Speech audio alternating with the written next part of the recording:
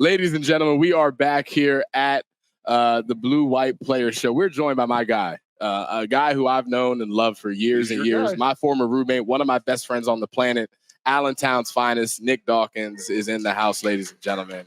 Man, what an intro. What an intro. Made me feel like Superman out here. You are Superman in my eyes. Man. I know, Keith and I were talking about we were talking about who we were going to bring on for our first episode. Okay. Half of you is my hero. I loved your pops, man. You know that. Okay.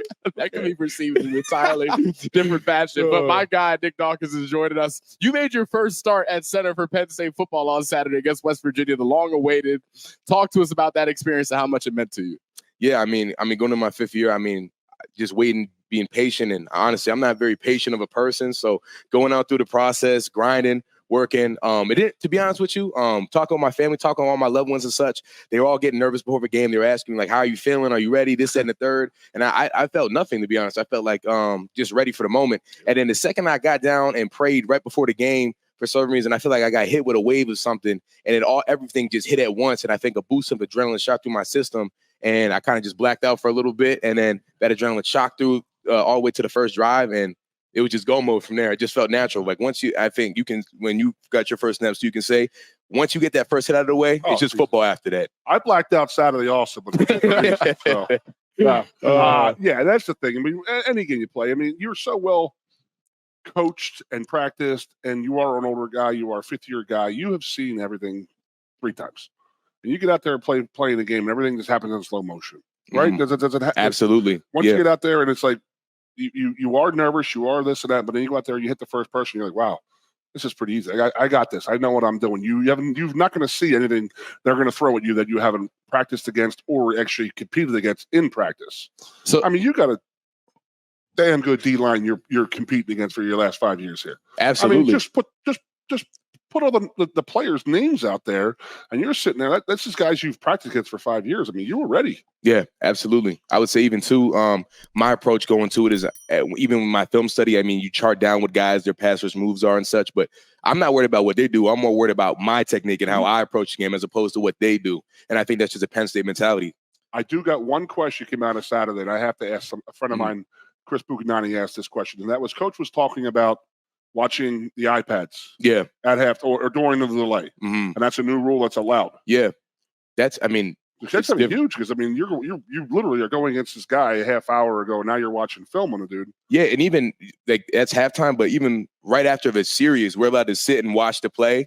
So, I mean, it's cool because now you can come out and see indicators and tendencies of what they're doing, maybe giving away the rushes and twists and stuff.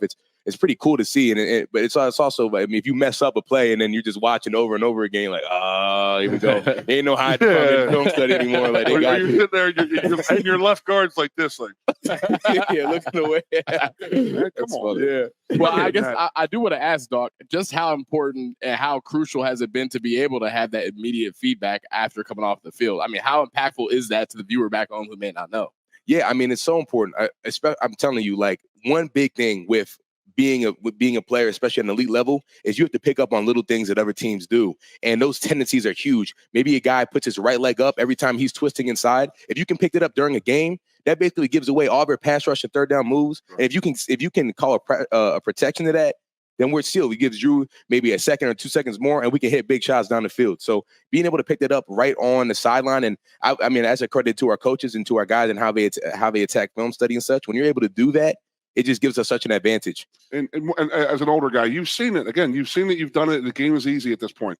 Yeah, I 100% agree. Olu was huge on that too, just picking up on those tendencies. And when you can anticipate it too, I mean, you get to the jump on them, and then now you get them. They look foolish when they. They look goofy, and now they're out of sorts because they're like, they think we got superpowers now. Yeah. They're like, how did he know what I was gonna do? Like, I had telepathy or something like that. Doc, I want to ask you. So you talk about the nerves going into your first game and getting hit with kind of that wave of adrenaline right before a situation that occurred early in the game that we all were able to watch, and there was really some confusion about, even from the broadcast booth. Is kind of what happened on that first snap between you and Drew. There seemed to be some type of miscommunication or mishap. I want you firsthand experience of what you were saying. I see you turn around and immediately you start spazzing. I haven't seen you yell like that since I stole your orange juice back at the yard at Penn State. Yeah. Thank you for I want to admit that when it happened, you kept it quiet for 3 years. So let me address this situation too while we're at it. Okay, so when we during that arcadence, when we go into a loud environment, what tends to be a resounding sound is the clap. So the echo of the clap is easier to hear. So our cadence was the clap. One of the safeties clapped twice, which was our cadence. So I snapped the ball on the clap, which is illegal and is it a penalty. So when that happened, me and Drew were telling the referee, yo, this guy clapped, review it. But you cannot review for a penalty. You can review for like ball location and such like that. So they were just like, all right, we'll look for it in the future, which is obviously not what you want to hear right away, especially on like your first start and stuff like that. Because now I just look like a goofball. I just snapped it. I look like I'm nervous or something like that. I was not nervous. But what happened? But I heard the safety clap twice, and that was our cadence. What happened is the ball don't lie. Yeah, and we got the ball back. Right, the next play. Yes. Yeah, ball doesn't lie. Absolutely. Right, ball don't lie. That's all that is. Absolutely. Yeah, and you responded at a high level. You played well all game long in your first start. So I guess my question is, what did it take to mentally bounce back to that next play? I know Coach Franklin talks about a 6-second mentality, and sometimes that's easier said than done. So what do you attribute that to? I mean, one, I knew it wasn't my fault. But so that's fair enough. That's a little, even if it was, I convinced myself at that point that it wasn't. So we were on to it. It wasn't your fault. Who knows what happened, right? But the reality is, like, why would I let something as small as that affect what we have going on for a whole game? I mean, it's a long game. This isn't boxing. You don't just knock somebody out and then it's over. You have 4 quarters to play of football. So I was like, all right, well, we'll just take this rage and aggression that maybe I'm feeling, and I'm just going to take it out on the man in front of me, put him in the ground where he's supposed to be at. So just taking it every play one snap at a time, and how can I attack the man in front of me and make sure he doesn't want to line up against me again? That was a really good answer, and it was really well delivered, by the way. That was impressive. Nick Dawkins, great center. He's trying to kiss you up a little bit with the orange juice. No, man. Yeah, just know. That orange juice was good. To be dealt with. Oh, it was good, too. I don't apologize. Yeah, absolutely. All right, so I got to know. I mean, we're in 2 different offensive coordinators right now. You're probably on your 3rd one in your 5th year here. Yes, maybe sir. Your 4th. My 3rd. What has Kotelnicki brought to this team? Like day one to what was he like on Saturday? I mean, everybody changes. I mean, you could be the greatest coach in the world, but if you can't handle the pressure on Saturday, beat it. Yeah, I would say confidence is the biggest thing. You can see it in how he walks, how he talks, and even how he dresses. The man can dress. I'll tell you that. The guy. I haven't seen sleeves on the guy one time in practice. The guy can put it on. I'm telling you, he's Mr. Put It On. The guy can dress pretty well, and he does. He's so confident. Practice or like going on. Like just okay, like like there's practice wear, but we have meetings, like sneakers and stuff like that. But like even like when we have like meetings and stuff like that, my man has like a 2-piece suit on. Man, he got some essentials on. He's with the times. He's hip. He's hip.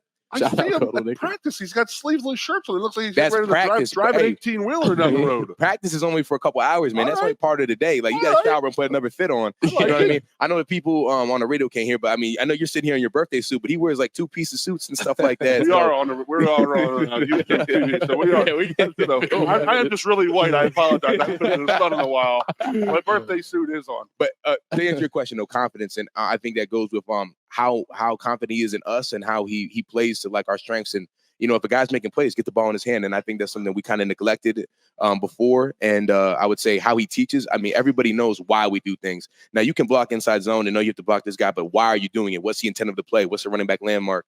Where are we trying to hit? What's the read? What's the RPO? And I think that we know these things. It's easier to like block and get your hat on the right side of the ball so we can hit explosives. You know as well as I do, 100% of offensive line play is confidence. Yes.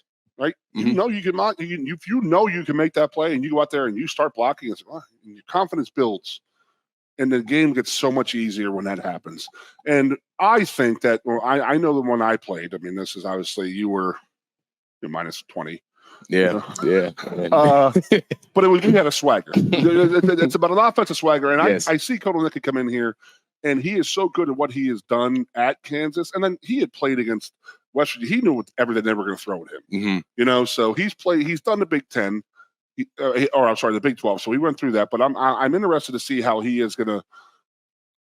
I guess I don't want to ask, but it was a very vanilla game. Okay, I don't think you guys really put a lot out there offensively. That you just played a very vanilla offense and just pounded it and did the little things so well. Yeah, and then you had all those big plays. Yeah, but the running game opens up so much. I mean, you want to talk about that? I mean, yeah, you get those linebackers take one step because you got Allen coming at you. Mm-hmm. You got one step, and all of a sudden you got a tight end down the middle of the field, as we saw late in that game. Yes, sir. It's fun. The game it gets real easy when you got great players around you and they're well coached and everybody's confident in what they're doing. Man, they had to defend that option too, and I think people saw it. We went to a 2-quarterback set early in the game, and often too. We went to it a couple times, and now you have to play off of Bo Prabula, who, if you add him running, that's basically 11-11 football because you're the running back blocking for him, and that's usually an unaccounted for man as a quarterback when he's carrying out a fake or such like that. And we run the option game. It's so tough that we run an outside zone with an option. That's just another like tassel that the defense has to prepare for. That typically you don't have to prepare for whatever offenses. Just a little bit of it. Just a little bit. Just to make them worried and say, okay. Yeah. Because I'm looking at Bowling Green, Kent State, Illinois. They're already going back and looking at Kansas tape right now, trying to figure out what he has done in the past. And again, looking forward to it. Just going to be a great season right now. You sold me, man. You played a great game the other day. I got to give you that, bro. Thank you. You waited your time for it too. Yes, sir. That's what I really appreciate is how it is so easy for a guy like you, who was a 4-star type of guy, who is a starter. You should have been starting. They should have, but the guy in front of you was pretty damn good. But you know what? You didn't run away and go hit the transfer portal. I'm leaving. I'm going to take my ball. I'm going to go home. You stayed through here, and it paid off for you. It's going to be a heck of a season for you. Thank you. And on that note, I want to ask you, Dog. So you're a guy, like he said, that waited his turn. And I'm sure there were highs of that and there were lows of that. And there were times where maybe you didn't want to stick around and fight through it, but you ultimately did. In hindsight, what do you think was the biggest benefit of taking that time, learning, going through the adversity to where you are today? Yeah, I would say the biggest thing is just understanding why I do the things I do and my commitment. I think the biggest piece of it, like you said, there's highs and lows to it. But I gave my mom and I gave Coach Franklin my word that I would be here for 4 to 5 years, that I would earn a degree from here. I earned a master's degree from Penn State. I think when you're around this facility, when you're around this area, around this city, around these people, around these fans, and you see how much they delve into it, how much passion there is for this program, how much passion there is for this university, you can't walk away from something like that, especially when I myself have invested so much time. I'll say even before the season, I sat down at my dad's grave and told him that I would play here. I would be a guy here. I would help just invest so much into this program as it's done for me. And I've changed so much as a man, just being around my teammates, being around these people. And it would be a dang shame for me to walk away from something that so much time has been put into when it's right there. There's a quote I see. So they muddy the water so you think it's deeper, but it's always right there. And I told myself I would play here. I knew I was going to play here. And I put so much action and intentionality and spoke into existence, and I knew it was going to happen. So why would I walk away from something that I knew was going to happen? Dog, you get me fired up every time, brother. I'm ready. Listen, I'm ready to go, man. I'm with you. My guy, Nick Dawkins, man. I'm not surprised at all to see the success. I want to get back to the offense. All offseason, we hear explosiveness, that. But what does it actually take for an offense to be explosive? What is the commitment up front that has to happen for that offense to become more explosive? We saw it against West Virginia. It was noticeable. There was a difference, and everybody's excited about it. What did it take to get from point A to point B? First thing is knowing what you're doing. In order to play fast, you must know exactly what you're doing. The second is the mentality that you want to punch somebody in the mouth every play. And I think third is just causing stress. I think for a long time, a lot of offenses, they think that they have to react to the defense. I think our mentality is the defense has to react to what we're doing. Yeah. I mean, think about even the conversation we're having now. Before last year, you weren't talking about what we were dialing up and all this and third, all the window dressing and stuff that we have on.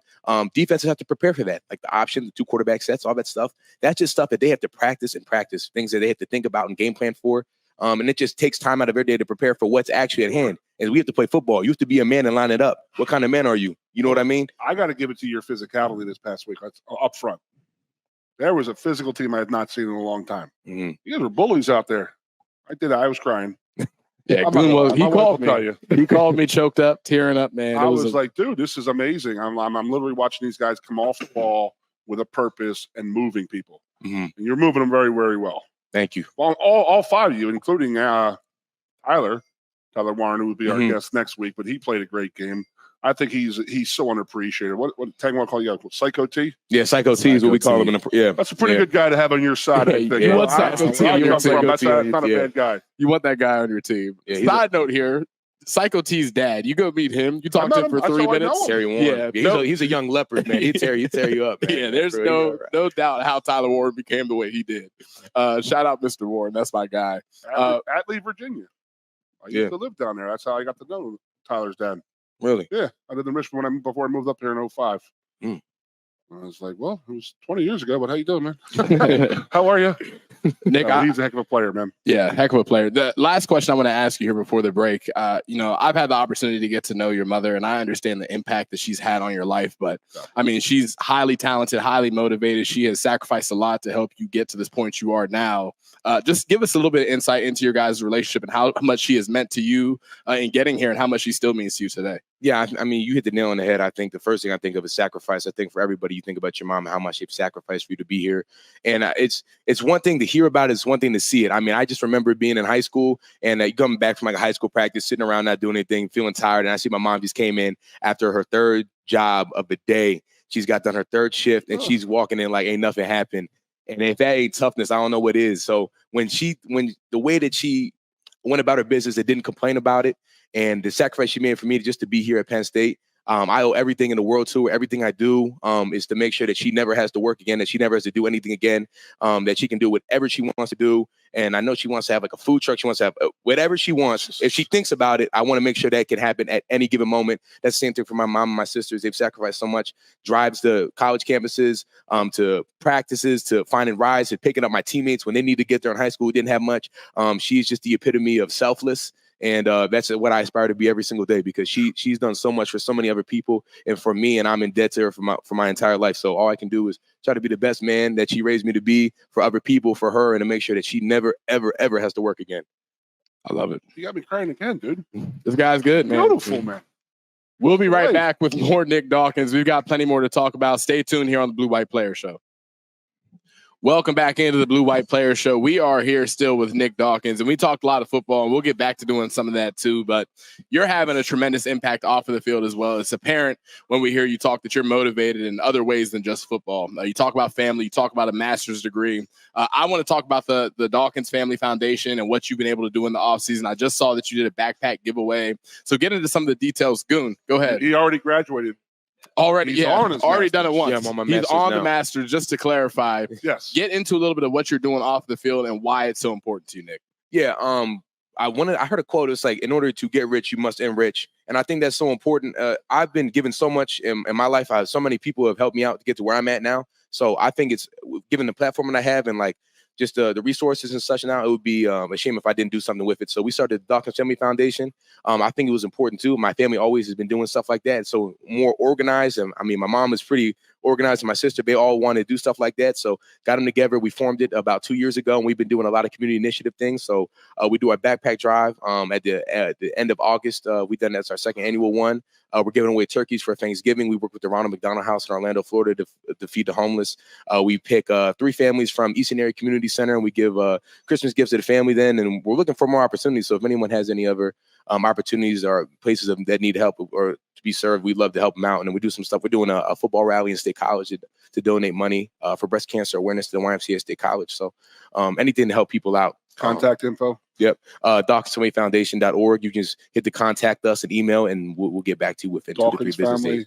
Yep, DawkinsFamilyFoundation.org. DawkinsFamilyFoundation.org. I want to ask you, I think there's so much written and talked about in NIL specifically where people, it's kind of shaped as a selfish ambition, kind of gimme. And clearly you've taken a different route where your focus is actually on what you can do for others. What do you attribute that ability to? What does it come from? Why are you the way that you are in an era where it's unpopular to do the selfless thing and you do it over and over again? I don't know. I think a lot of guys want to, they just don't know how to. I think with a lot of times they don't know how to do it, and so a lot of time when people don't know how to do things, they just stop and just go back to what they're used to. And for me, I've just been around people. My family has always been wanting to give back, so it was easier for me to set that up to get that done. And when I think of NIL, I think the concept of it is so jacked up because you hear NIL and you think of just money. Yep. But it's name, image, and likeness. And what else is your name, image, and likeness in? Your reputation and your personality and how you treat people and such like that. So I've been doing NIL long before it was a thing in terms of like how I've been able to grow my reputation for my family because growing up, obviously my dad played in NBA for a long time. He had a great reputation. And I was always taught that my reputation, how I acted was completely enacted on how he was perceived as well. So I wanted to make sure I had so much respect for my dad and what he's done. Why would I do anything to jack up how he taught me and how he raised me and such? So for my whole life. I just feel like I've been part of something a little bigger than myself when it came to reputation and such. So I had a present for you, but it didn't make it. Okay. I had your father's jersey, the 53. Oh, man. That was my number here. That's your number here. I was going to pull it off here, but they couldn't find a 7X. Oh, man. Yeah. They had it 7X. They didn't have a 7X tall. I don't know how they don't have you know that. what I mean? I was a little upset because I was just going to pull it off here and wear like the NBA basketball X pants, the one that sit down. Yeah. Well, you'll have to make sure to do that still. Yeah, I'm fired up for that. Yeah, still do that. I don't know how they didn't have the 7X. That's a common size. Right. Everybody wears 7X now. Everyone has a 7X. Is missing out on a lot of people. I don't understand. Subset of Americans. Well, I mean, I told you this story 3 years ago, but first basketball game I went to when I was like a little kid, and I'm watching your dad on the court, and that was my freaking hero, dude. I could not believe the size of him doing what he was doing and how physical the game was. And I was like, and I always loved the number 53. I have my older brothers wore it in high school. I wore it here. Now you wear it. Yes, sir. But he was my guy because he wore it.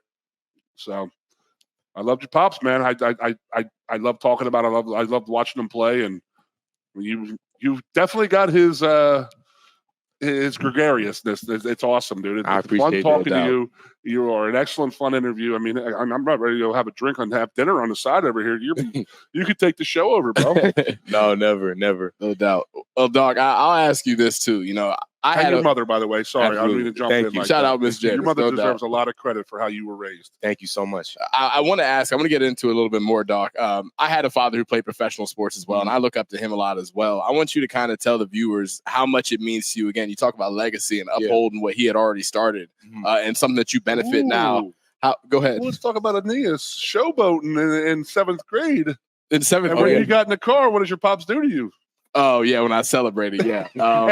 I got a quick jab. I got jabbed. The football game was the last hit I took that day. And that was the last time I celebrated after making a play. That was it. He told me to act like I had been there before, and I'm still at 24 years old remembering that lesson. So, Archer Hawkins, thank you so much for teaching me humility. That's not important, though. What we're here to talk about is how important your father's legacy is, the Dawkins family legacy is. How important is that to you? And how much does it actually motivate you on a day-to-day basis? Yeah, everything I do, to be honest, I think the greatest gift you can be handed down as a person is your last name. And it is up to me to make sure that the value of it is worth much more than it was given to me for my next generation of my family. And that motivates me every single day. I think about if I ever were to do anything, what do they always say? They always say current Penn State player, former Parkland player, son of Daryl Dawkins, before we even get into the headline of what I did. So that tells you already exactly what I exemplify and what I am correlated with before I even do something. So it's important to me. Everything I do, I make sure that all my actions are aligned with representing this program, representing my family, representing myself before anything else. And I think when you talk about your dad too, the expectations for you were so much more because your dad actually played the sport that you played. Yeah. I can compare to my dad, and he played basketball. I played football. We both played center, but he was 7 foot. I'm 6'4". I still got your dad in a fight, though. I ain't gonna. Me too. I don't count. It's true. It's so true. Absolutely. I don't care how old you are. Daddy still beat your butt. You ain't joking. It's unbelievable. No doubt. Let's get into a different topic, and this is a topic that must be discussed. You're having a bit of a hair journey right now. I want to know where the origins of the hair journey began. I want to know what can we expect as Penn State football fans in the future. Okay. Is meaning to it? Sure. Yeah. I don't know personally. Why are you not auctioning off your colors then? What color should I be? Can you raise money for the foundation? Yeah, absolutely. So that was one of the thoughts. So how it happened. So before camp, you know how camp you kind of get into that mode where you kind of just lose your mind a little bit. Yep. And the same clothes for 12 straight days. Yeah, exactly. So our camp shirts and such. So the offensive line were like, you know what we're gonna do? My wife and all her friends were like, did you see the same clothes for 12 days? Yeah, with the same exact clothes for 12 days straight. Camp shirts. That's how we camp get shirt, down. camp pants. So we, as the offensive line, decided we were all going to shave off our facial hair. So we shaved off our 6 p.m. shadow and whatever you call this on my face. Yep, gone. And then myself, Tyler Ells, and Dom DeLuca decided, and a couple of freshmen off his line decided, you know what, let's buzz our hair too. So I buzzed my hair, and I'm like, you know what, maybe we should just dye it. So we dyed it blonde, and then Elzen and his girlfriend they painted a helmet stripe on his head. So he had a permanent Penn State helmet stripe. So even if he took off his helmet, that stripe was always going to be there. He earned that. And he earned that stripe. he earned that stripe. And my girlfriend and I decided that we were going to do leopard print on my hair, cheetah print on my hair. And I got called Dennis Rodman maybe 100 million times by everybody. And then from there we went to blonde. Then we went to blue. And now I think we're gonna go pink or something. I don't know. I think what I'm gonna do is bald in about a year with all these different like concoctions you got. I don't know. I think I'm just built different. I don't think I have to worry about that. Yeah, right? We'll go to Turkey and get a hair transplant and just start over again. You know what I mean? We're gonna do an NIL deal. You better get a 4-year contract in the NFL before you go to Turkey. Before you go to Turkey. But I great idea. So what I was thinking was some of the kids in our mentorship program. I was thinking about having them maybe design some things I can put in my hair. Like some designs to put in there, and then I think for October I'm gonna go just keep it pink for breast cancer awareness. That's awesome. And then for the whiteout game, I think I'm gonna dye everything white. You said for the whiteout game you're gonna dye white. I'm gonna dye my hair like pure white and my facial hair white and everything for the facial the hair too is another step. That's a whole different realm we're talking about. For the whiteout game, get a black stripe on the pink. We can do original Penn State colors. We absolutely can do that. We can do whatever. I don't care. It doesn't matter. To me, it's just hair. It will grow back. And if it doesn't grow back, then we'll get something to make it grow back. So I got to tell you, I am the old school part of the old school, new school, same school thing. Mm-hmm. So my first day of freshman class at Penn State, not class, but camp, this is when it was not cool for brothers to be bald. Okay. Jordan still had hair when I was here. Okay. You know what I mean? Yeah. And then, Johnny comes in and he's got the Sean Kemp slope. Oh, yeah. Okay. There's like 3 brothers on my team who hair never grew back. They shaved us all. That was it. So that was like their hazing thing. They butchered us all down. I look like Gomer Pyle from Full Metal Jacket. I was like, and we all have our student IDs, and we're all sitting there. We're all bald as heck. Joe was furious, and I was just like, I took a bald. I said, give me a mohawk like this. Said, you know what? I did it once, and I had it for a day. Then I was like, all right, get rid of it. But that was the brothers were very, very upset back in the day. I mean, when they shaved us down. And it didn't come back. Yeah. I want to ask you, Goon, you bring up the old school thing, and there's so much of a narrative now around the new school Penn State football player. But after talking to Nick Dawkins, he would fit in with that 94 team, wouldn't he? Oh my God, yes. Yeah, Nick Dawkins, like we loved any era. You're generational, Nick. We know that about you. I love to hear that. Thank you so much. What I love, no one has to say a damn thing before a game. There's no like rah-rah. There's no jumping around. Just business. Just business. Just walk in there with your hard hat and a lunch pail. That's all you got to do. Just got to walk in there and be like, hey, let's go. I don't need all that. We always say before every game, man, if your mom is still working, you don't need a motivational speech. Go do what you're supposed to do. I like every that. single time. I like that. Mom's still working, job's not My mom finished. just had to look at me. She didn't have to be working. You knew, man. Okay, I'm sorry. Doc, you had a 17-hour halftime this week. I want to talk. I need some insight into what it's like to sit around for 2.5 hours, then to have to put your shoulder pads back on and go back to work after a long hiatus. What did you do to pass the time? Yeah. Can you give us a little bit of insight to that experience, please? Yeah. So the first thing they did, Chuck Losey, our strength coach, came out and he told us that every time there's a lightning strike in the area, they would add 30 minutes onto the clock for the delay. Correct. So he told us that. Said, all right, so we had 30 minutes, and he came back in 5 minutes later. 7 miles. Yes. Around the stadium.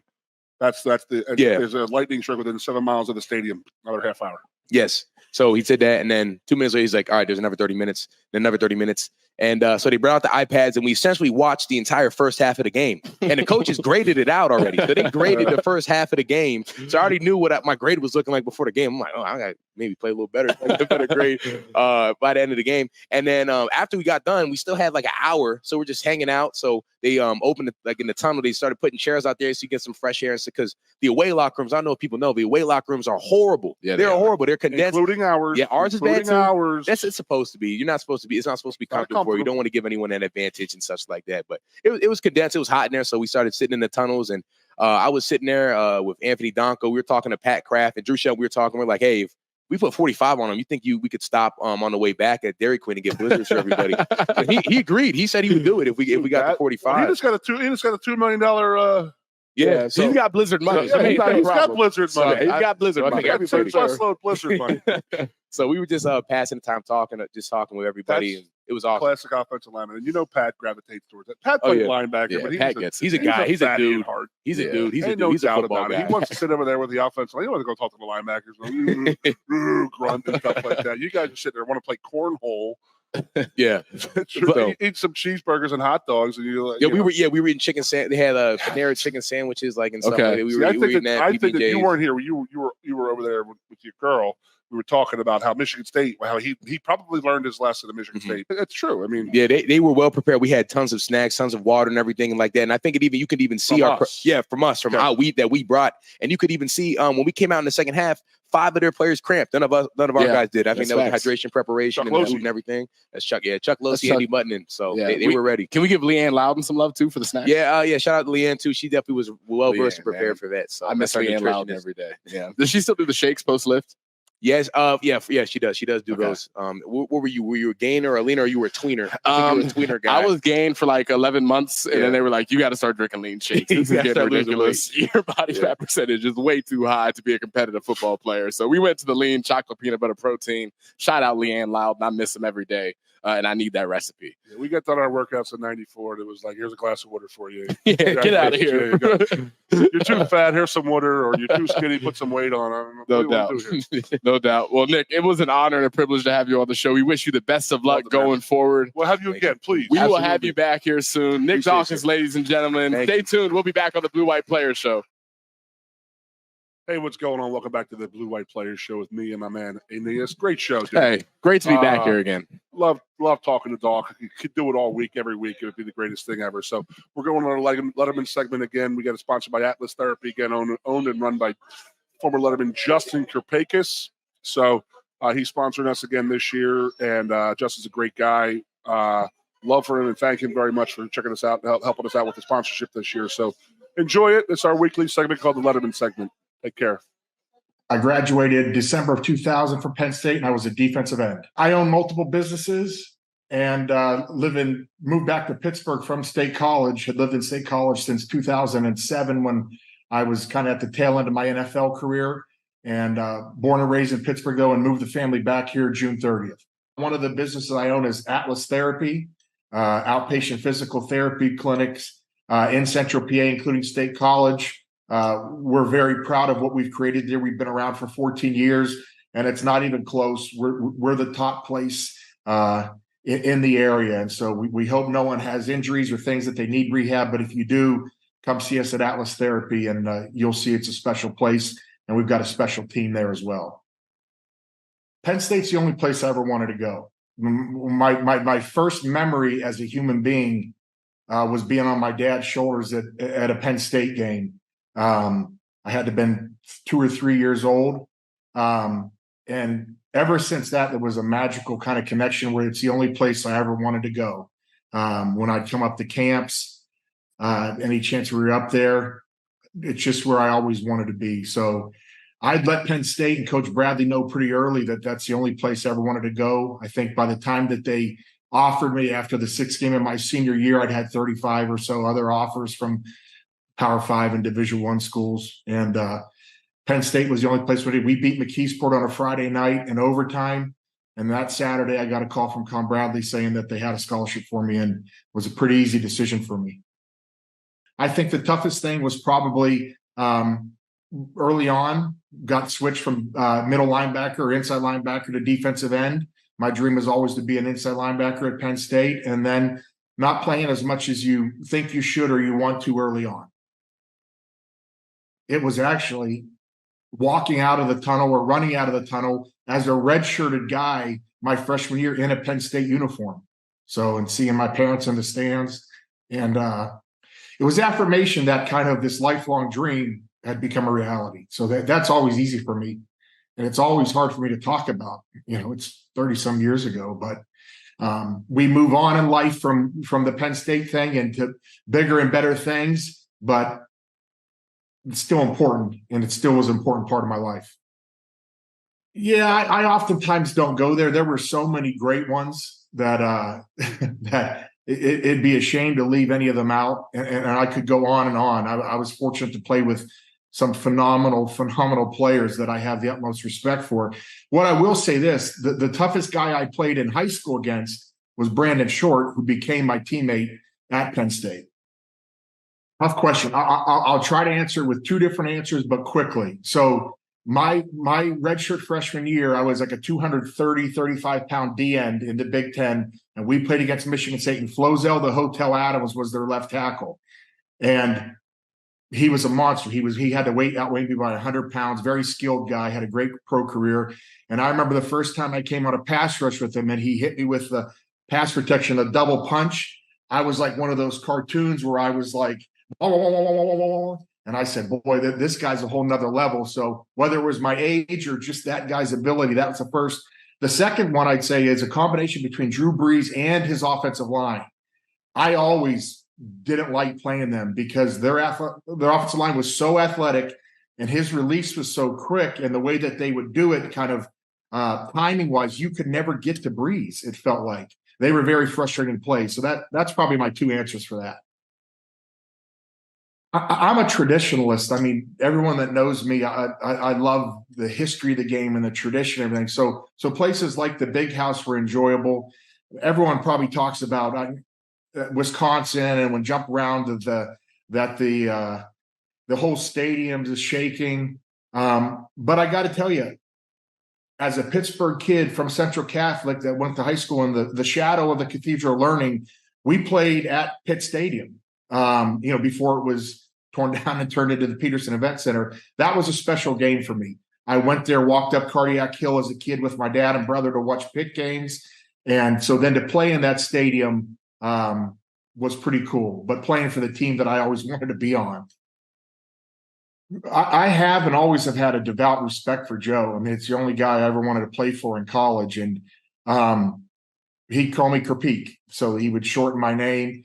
And as teammates will tell you, I was a little bit rambunctious as a youngster and kind of to the echo of the whistle. And I'll never forget my first spring. I maybe jumped on a pile late or something. And he said, Kerpeak, you got no poise. You'll never play here. And that changed me.